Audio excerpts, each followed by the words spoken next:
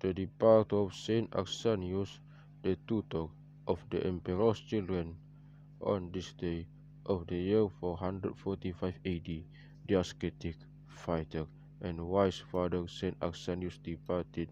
He was born in Rome from a very rich Christian parents. They taught him church subjects and ordained him a deacon. He was highly knowledgeable in the Greek culture and endowed with great Christian values. When Emperor Theodosius the Great sought for a good and wise man to teach his sons Honorius and Arcadius, he could not find a better person than Arsanius. He brought him to his place and entrusted the teaching of his sons to him. Saint Arsanius taught them and admonished them as, as was fitting, since he devoted too much exertion and toil in teaching them. He inflicted them once with painful beatings.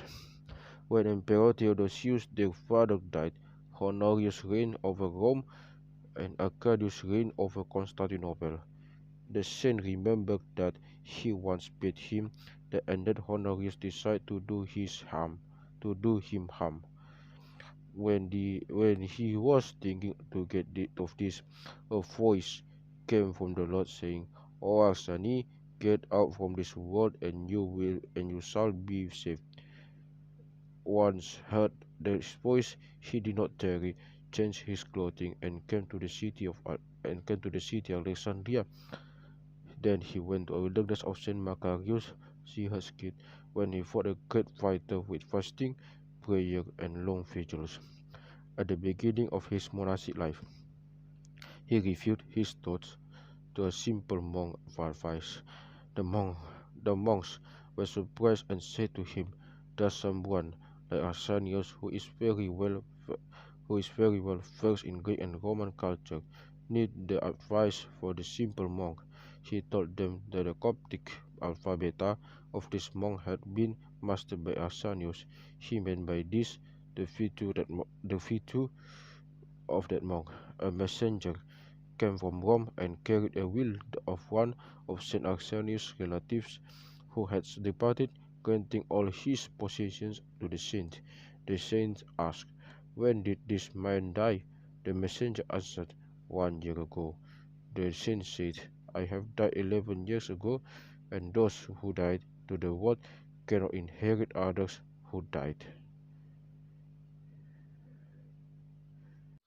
One of the noblewomen of Rome came to visit him because she heard of his righteousness. After she visited him for a short while, she asked him to remember her in his prayer. He said to her, "May God erase all your memory from my mind."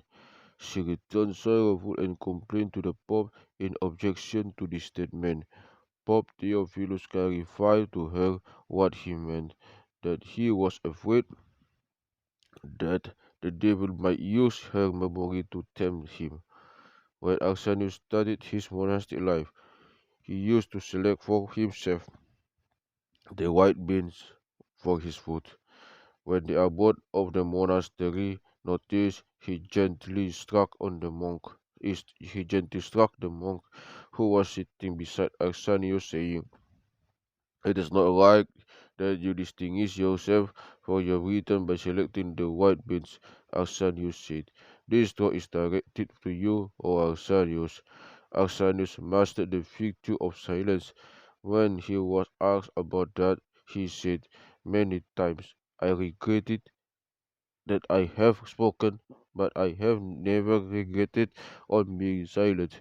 He was a very humble and modest man who lived who lived from selling the works of his hands by plaiting palm leaves and giving the rest to the poor. He put down many useful sayings and teachings. Whenever he entered the church, he hid behind a pillar of the church so no one would see him. His appearance was good. His face was brightly and very cheerful. He was tall in stature, but he became bald because of his age. He visited Jerusalem when he was 70 years old, to be blessed by the holy places, and then he returned to see it when he had when he departed. He was 95 years old. He spent 40 years in Rome, 40 years in wilderness of Saint Macarius, 10 years in Montora, 3 years in the monasteries of Alexandria. Then he turned to Montora and lived there for 2 years. He had command he had commanded his disciples to throw his body on a certain mountain so that wild beasts and vultures would eat him. However, fear gripped him just before his soul departed from his body, and his disciples said to him, "Is someone like Arsanius fearing death?" He replied, "Since I had become a monk, I dreaded this hour." He became calm, his soul was comforted, and peaceful look covered his face as if he was saying, "Yea, though I walk through the valley of the shadow of death, I will fear no evil, for you are with me." Psalms 24, 23, Psalms chapter 23, verse 4. He departed in peace in the year 445 AD. When Theodosius II, the son of Arcadius, knew of his death, he brought his body to Constantinople. He built a monastery on the same place where he departed, when he was known in history as the monastery of El From his sayings, an old monk was sitting in his cell, heard a voice saying to him, "Go out, so I may show you the deeds of of people." When he went out, he saw a man cutting wood. When he tried to carry it, he could not, and instead of reducing his load, he increased it and tried to carry it again, but failed, and did this again and again. Then he walked away and saw another man getting water from a well and in, pouring it in a pot with a hole in it. The man could not fill it. Then he saw two men riding on two horses, carrying a pole from each side. When they came to the door, the bride prevented that one would stay behind in order to get the pole in, and therefore remained outside. Synaxarion explained this vision to them, saying, "The woodcutter was a man with a multitude of sins. Instead of repenting, he added more and more to his sins. The man who wanted to fill the pot with water was a charitable man who gave alms for what he earned unjustly, and his reward was lost. The two men carrying the pole were carrying the burden of our Lord Jesus Christ, but with great pride, and therefore they both stayed outside the kingdom. May his prayers be with us, and glory be to God forever. Amen."